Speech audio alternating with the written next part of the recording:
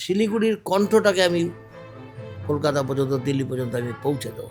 সত্যি সত্যি এরা ডবল ইঞ্জিনের কথা বলার পরেও কিন্তু শিলিগুড়ির দাবিগুলোকে তুলে ধরেনি দিল্লিতে বা কলকাতাতে বা বিধানসভাতে, কখনোই তুলে ধরেনি। বিজেপি বার করে নির্বাচনে উত্তরবঙ্গে অধিকাংশ বিধানসভা আসনে জিতছে, কিন্তু পারফরমেন্সটা কী থাকে? আমরা চাই উত্তরবঙ্গে আরও বেশি শিল্পায়ন হোক, শিক্ষা, হাসপাতালের অবস্থাগুলো খুব খারাপ, সেগুলো আরও বেশি উন্নতি হোক। বিজেপি পার্টি একটা জুমলা পার্টি। ঠিক নির্বাচনের আগে গতকাল অমিত শাহ শিলিগুড়িতে সুকনাতে উনি ইনডাইরেক্টলি বলে গেলেন যে তারা যদি ক্ষমতায় আসে তাহলে পৃথক রাজ্য দেবে। উত্তরবঙ্গে 23শে এপ্রিল বিধানসভা নির্বাচন, অর্থাৎ আমি এই মুহূর্তে এই যে ইন্টারভিউটা নিচ্ছি ঠিক তার পরের দিন মানে আগামীকালই উত্তরবঙ্গে নির্বাচন। আর এই উত্তরবঙ্গে একটা সময় প্রধান মুখ যিনি ছিলেন অশোক ভট্টাচার্য, 5বারের এমএলএ এবং 2015 থেকে 20 সাল অবধি শিলিগুড়ি মিউনিসিপ্যাল কর্পোরেশনের মেয়র, দীর্ঘদিন ধরে রাজনীতিতে আছেন, ভোটে লড়েছেন, কিন্তু ওই এত দশক ধরে ভোটে লড়ার পরেই প্রথমবার তিনি ভোটে লড়ছেন না সরাসরি, তার বদলে সিপিআইএমের পক্ষ থেকে ভাবে নতুন মুখ। এই মুহূর্তে আমার সঙ্গে রয়েছেন অশোক ভট্টাচার্য। স্যার, যে বিষয়টা আমি বললামই যে এত বছর ধরে শিলিগুড়ির প্রধান মুখ ছিলেন আপনি এবং এতদিন ভোটে লড়ার পরে এই প্রথমবার ভোটে লড়ছেন না, নতুন মুখ শরদিন্দু চক্রবর্তী, তাকে প্রার্থী করা হয়েছে, তাকে এগিয়ে দিয়েছেন। কি বলবেন এই মুহূর্তে শিলিগুড়ির রাজনীতি কেমন দেখছেন? আগেকার রাজনীতি আর এখনকার রাজনীতির মধ্যে তফাৎ কতটা? না, প্রথমত আমি দাঁড়াইনি, আমি নিজেই দাঁড়াতে চাইনি। আর তাছাড়া আমি দাঁড়াবো কেন? আমার তো বয়স হয়ে গেছে, পার্টিরও কোনো পদেও আমি নেই। তো স্বাভাবিকভাবে আমরা সবাই মিলেই পার্টি ঠিক করেছে শরদিন্দু চক্রবর্তী, যাকে জয় বলে সবাই জানে। ও 5বার পরপর কাউন্সিলর হয়েছে, এমনকি তৃণমূলের আমলেও ও জিতেছে অনেক বেশি ভোটে। খুব ভদ্র ছেলে, খুবই সৎ, খুবই একেবারে নিম্নবিত্ত পরিবারের একজন ছেলে, কষ্ট করে থাকে, পার্টির সর্বক্ষণে কর্মী।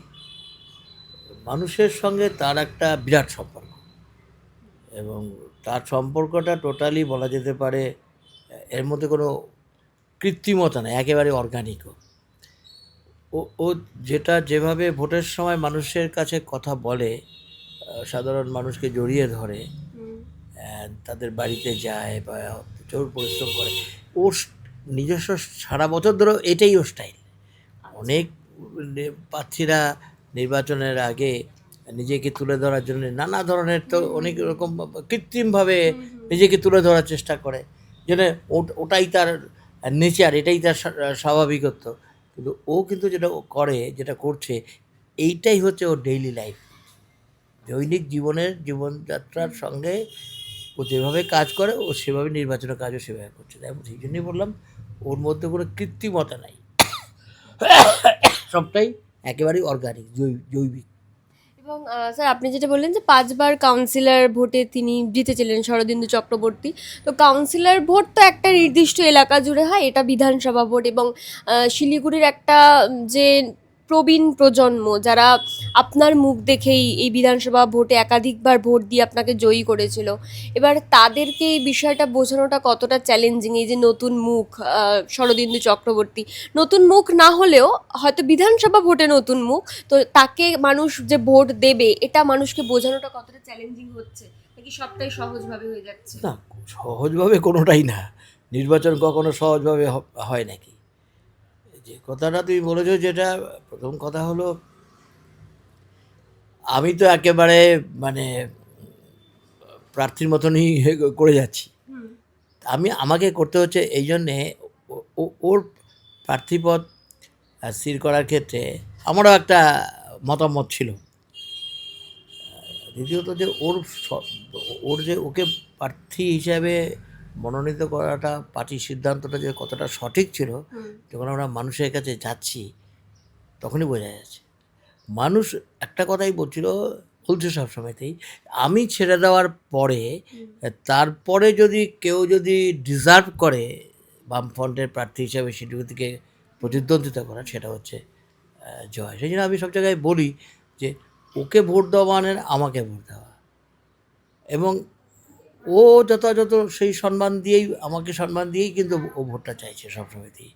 যেমন ও কয়েকদিন আগে একটা কথা বলছে, এখানে অনেক বড় বড় স্টাররা এসছে, প্রধানমন্ত্রী এসছেন, মুখ্যমন্ত্রী এসছেন, স্বরাষ্ট্রমন্ত্রী এসছেন, কে না আসেননি, সমস্ত সিনেমা আর্টিস্টরা আসছেন। তো ওকে জিজ্ঞাসা করেছিল সাংবাদিকরা যে আপনারা এখানে তো এরকম কোনো স্টার স্পিকার তো দেখা যাচ্ছে না। তো ও সরাসরি বলেছে আমার তো স্টার স্পিকার একজনই আছে, তিনি অশোকদা। তো এই যে কথাটা, অর্থাৎ ও এখানে সত্যি সত্যি কোনো স্টার স্পিকারকে আনা হয়নি, কোনো সিনেমার থেকে শুরু এরকম কেউ নেই, আমরাই করেছি। আমার মতন আরও যারা লিডাররা আছে তারাই কিন্তু করেছে। আর ওর নিজেরও একটা বিরাট চেষ্টা, খুবই পরিশ্রম করছে, খুবই সহজ সরল, এবং মানুষ ভীষণ মনের থেকে তাকে গ্রহণ করেছে। এবং ওরা এটা বলছে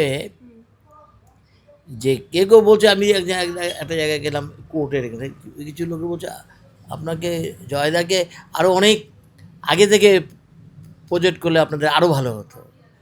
আমাদের পার্টি তো সেভাবে হয় না, কিন্তু বাস্তব কথাটা এইটা। তো যে আমি এই জন্যই বলছি যে ওর সেই জন্যে সাধারণভাবে মানুষ একটা এই নির্বাচনের মধ্য দিয়ে বামেরা ফিরে আসুক, লালেরা ফিরে আসুক, এটা অনেকেই চায়, অনেকেই এই কথাটা যেমন বলেছে। আবার এই নির্বাচনে আমাদের একটা বড় অ্যাডভান্টেজ হচ্ছে, ধরুন আমি এখানে 5 বার এমএলএ হয়েছি, তারও আগে আমি একবার মিউনিসিপ্যালিটির চেয়ারম্যান ছিলাম, তারপরে আমি মন্ত্রী হয়েছি, মেয়র হয়েছি, তারপরে আবার আমি কিন্তু বিধানসভায় জিতেছি। এটাকে অনেকে বলে শিলিগুড়ি মডেল। এইটা তো আর কেউ এরকমভাবে নেই। তো এইটা দেখে আমাদের সুবিধাটা যেটা হয়েছে যে মানুষ গত 5 বছর আগে একজন বিধায়ককে নির্বাচিত করেছেন, যিনি আমাদের পার্টিতে ছিলেন, শুধু বিধায়ক হওয়ার জন্য তিনি বিজেপি পার্টিতে গেলেন। আরেকজন মেয়র হয়েছেন, আমি মেয়র ছিলাম, তবে একজন মেয়র হয়েছেন, যিনি আবার তৃণমূলের প্রার্থী, গৌতম দেব। তাহলে তুলনা করছে মানুষ যে আমাদের সময়তে যারা মন্ত্রী আমরা ছিলাম, বা মেয়র ছিলাম, বা এমএলএ ছিলাম, বা মিউনিসিপ্যালিটি চেয়ারম্যানও ছিলাম, তখন শিলিগুড়ির মানুষ আমাকে তারা বলতো একটা শিলিগুড়ির অভিভাবক হিসাবে মনে করতো। কিন্তু আজকে এরা হওয়ার পর, মেয়র হওয়ার পর বা এমএলএ হওয়ার পর, এদের কাছ থেকে কিন্তু তারা আর ডিজার্ভ করছে না যে শিলিগুড়ির অভিভাবক তারা। ও একটা কথা, জয় একটা বারবার কথা বলছে, আমি শিলিগুড়ির কণ্ঠটাকে আমি কলকাতা পর্যন্ত, দিল্লি পর্যন্ত আমি পৌঁছে দেবো। সত্যি সত্যি এরা ডবল ইঞ্জিনের কথা বলার পরেও কিন্তু শিলিগুড়ির দাবিগুলোকে তুলে ধরেনি দিল্লিতে বা কলকাতাতে বা বিধানসভাতে, কখনোই তুলে ধরেনি। এবং কোনো নতুন কোনো প্রকল্প আমাদের চলে যাওয়ার পর থেকে শিলিগুড়িতে কোনো নতুন কোনো প্রকল্পই আজকে তৃণমূল কংগ্রেস দল কিন্তু বা বিজেপি তারা কেউ কিচ্ছু করেনি।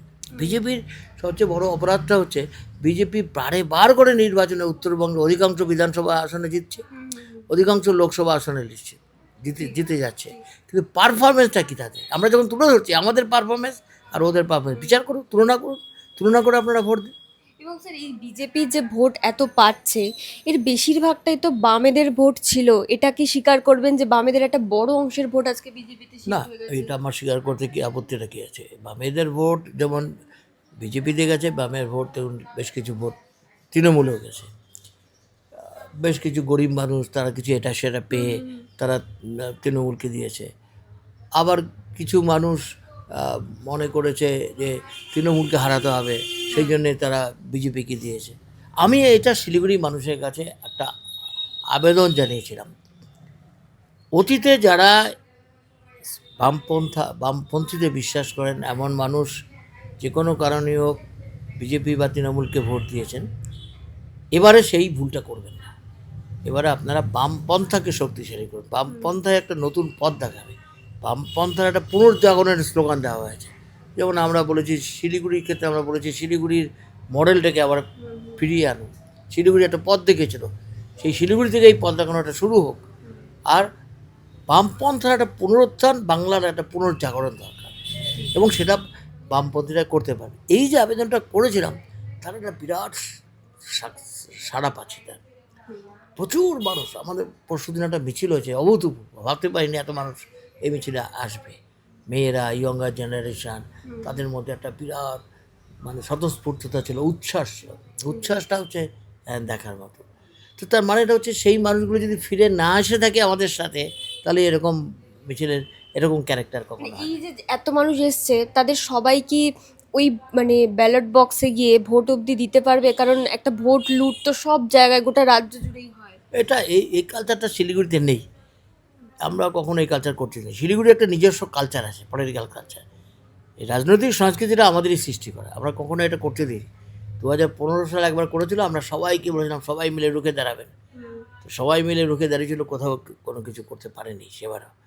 তো স্বাভাবিকভাবে এখানে সেটা করতে পারবে না। আমরা তৈরি আছি তার জন্য, যদি করতে যাই যে আমরা প্রতিরোধ করবো। কিন্তু আমরা আশা করছি সেটা শিলিগুড়ির যা রাজনৈতিক যে ঐতিহ্য, সেটাকে পলিটিক্যাল কালচারটাকে সবাই সেটা মেনটেন করে চলবে, রক্ষা করে চলবে। এবং স্যার এই বিজেপি যে বারবার বলে যে উত্তরবঙ্গকে পৃথক রাজ্য করার তাদের যে দাবি, মানে এই যে বিভাজন, এই বিভাজনের বিরুদ্ধে আপনাদের রুটি রুজির যে কথা, সেটা মানুষের কাছে কতটা গ্রহণযোগ্যতা পাচ্ছে? মানে মানুষ, উত্তরবঙ্গের মানুষ তো বেশিরভাগই চায় না যে উত্তরবঙ্গ একটা পৃথক রাজ্য হয়ে যাক। সেখানে আপনাদের এই রুটি রুজির কথাটাই বেশি তাদের কাছে কি প্রাধান্য পাচ্ছে? না, দুটো বিষয় আছে এর মধ্যে। প্রথম কথা, যে আমি যদি বলি যে উত্তরবঙ্গের মানুষের মধ্যে আলাদা রাজ্যের কোনো না, আলাদা রাজ্যের একটা আবেগ আছে, এটা অস্বীকার করা যায়। দার্জিলিংয়ে গোর্খাল্যান্ড করা একটা আলাদা একটা দাবি আছে, আবেগ আছে। কিন্তু এই দুটো আবেগকে অপব্যবহার করেছে হচ্ছে বিজেপি গত কয়েক বছর ধরে। আমরা কি বলি, এটা মনে রাখতে হবে, উত্তরবঙ্গে একটা বৈচিত্র্য, ভাষাগত বৈচিত্র্য, সাংস্কৃতিকগত বৈচিত্র্য, জাতি উপজাতিগত বৈচিত্র্য, এরকম নানা ধরনের একটা বৈচিত্র্য আছে। তো জাতিগত বৈচিত্র্য আছে, উপজাতিগত বৈচিত্র্য আছে। এখানে রাজবংশীরা বাস করে, এখানে নেপালিরা বাস করে, বিভিন্ন ধরনের ট্রাইবাল এখানে আছে। তাদের সুতরাং তাদের যে কতগুলো যে দাবি আছে, এই দাবিগুলিকে আমরা কখনোই অস্বীকার করি না। এমনকি বহু ক্ষুদ্র ক্ষুদ্র ভাষা, উপভাষাগুলো এই তৃণমূলের আমলে বিশেষ করে দেখা যাচ্ছে এগুলো বিলুপ্ত হয়ে যাচ্ছে, বিলুপ্ত হতে চলেছে। আমরা এগুলোকে রক্ষা করার পক্ষে। আমরা রাজবংশী ভাষাকে সরকারি সাংবিধানিক স্বীকৃতি দেওয়ার পক্ষে। আমরা দার্জিলিংয়ের পরিচিতির জন্যে সেখানে ষষ্ঠ তপশিলি দার্জিলিংয়ের জিটিএকে অন্তর্ভুক্ত করার আমরা পক্ষে। আমরা উত্তরবঙ্গের নর্থ ইস্ট এলাকাতে তারা যে সমস্ত শিল্পায়নের জন্যে বা পর্যটনের জন্যে বা অর্থনৈতিক কর্মকাণ্ড বৃদ্ধির জন্যে যে সমস্ত সুযোগ সুবিধাগুলো তারা পেয়ে থাকে, আমরা সেটাকে উত্তরবঙ্গেও সেটা এক্সটেন্ড করা হোক, এই দাবি আমরা করি। আমরা চাই উত্তরবঙ্গে আরও বেশি শিল্পায়ন হোক, শিক্ষা, হাসপাতালের অবস্থাগুলো খুব খারাপ, সেগুলো আরও বেশি উন্নতি হোক। আমরা চাই চা বাগানের শ্রমিকদের তাদের যে ন্যূনতম মজুরি সেটা দেওয়া হোক। তারা কেউ জমি পাট্টা পায়নি, বা নিজস্ব জমির সিকিউর ল্যান্ড টেন্ডার বা পাট্টা সেটা দেওয়া হোক। আমরা বহু রাজবংশীরা এখনও তারা জমি পায়নি, বাস্তু জমি পায়নি, জমি ছিল, জমির থেকে জমি হারা হয়ে গেছে, তাদেরকে আবার জমি ফিরিয়ে দেওয়ার ব্যবস্থা করা হোক। ট্রাইবালদের জমি যেন এটা না চলে যায়, হাত থেকে তাদের না চলে যায়, সেই জমিটা যেন তারা রক্ষা করতে পারে, তাকে সুনিশ্চিত করা হোক। এই দাবিগুলো আমরা সবসময় দিয়ে আমরা কিন্তু করে আসি। কিন্তু বিজেপি কোনো দিনই কিন্তু এই সমস্ত বিষয়গুলিকে নিয়ে বিজেপির কোনো নীতি নেই। বিজেপি পার্টি একটা জুমলা পার্টি।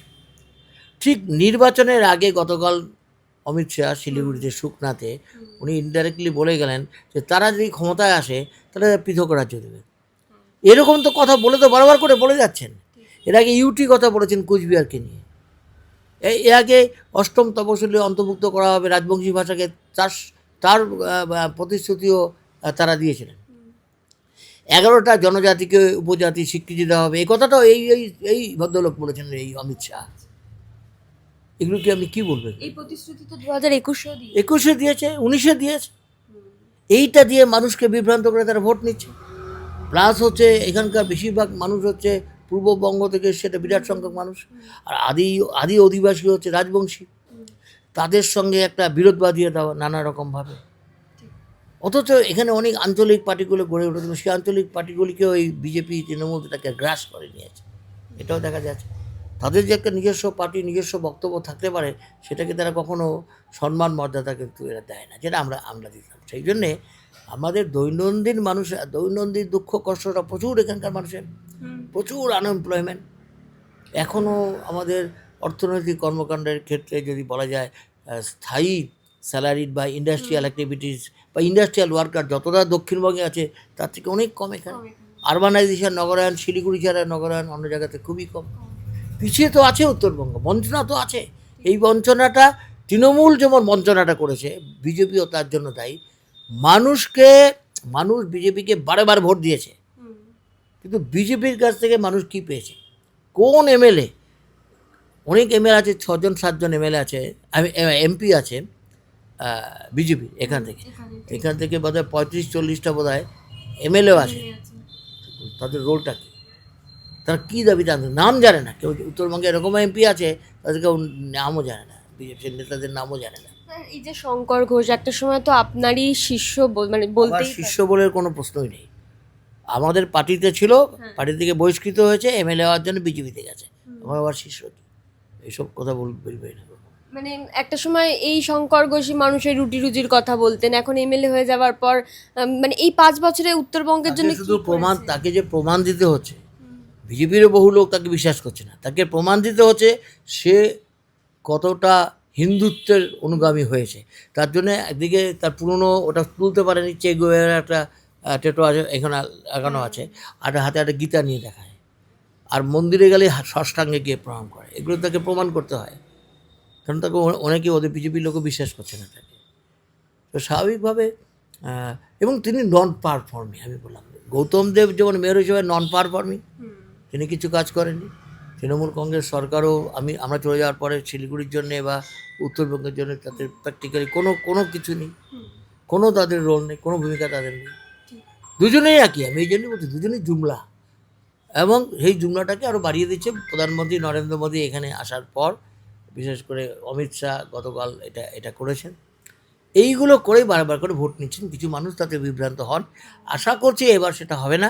বামপন্থীদের একটা ভালো শক্তির কিন্তু বিকাশ ঘটছে। আমরা খুব আশাবাদী যে উত্তরবঙ্গ থেকে এবার বামপন্থীদের ভালো ফলাফল হবে। স্যার আমি শেষ একটা প্রশ্ন করব, এই আপনি যেটা বললেন যে এখানে শিল্পায়ন হয়নি, তো মানে যেটা দক্ষিণবঙ্গে আছে সেটা উত্তরবঙ্গে নেই, তো এইখানকার মানুষের শিল্পায়ন ছাড়া বিকল্প কোনো কাজের ব্যবস্থা কি আছে, নাকি এখানকার মানুষকে কাজ করতে হলে এখানে শিল্পায়নটাই একমাত্র পথ, শিল্পায়নটাই দরকার? প্রথম কথা হচ্ছে এখানকার মানুষের বিরাট রোজগারের মূল ভিত্তি ছিল কৃষি।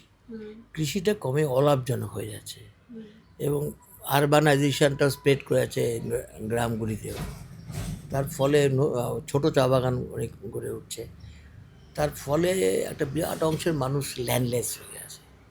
আমি কয়েকদিন আগে হাতিগিসা গেছিলাম, নকশালপন্থী আন্দোলনের সেই সময় চারুমজুমদারদের সঙ্গে, কানুসারের সঙ্গে শান্তি মুন্ডা বলে একজন নেত্রী ছিলেন, তিনি এখন 85-86 বছর বয়স। তো তার বাড়িতে আমি গেছি, উনি কথা বলছি, উনি পুরনো কথাবার্তাগুলো আমাকে বলছেন।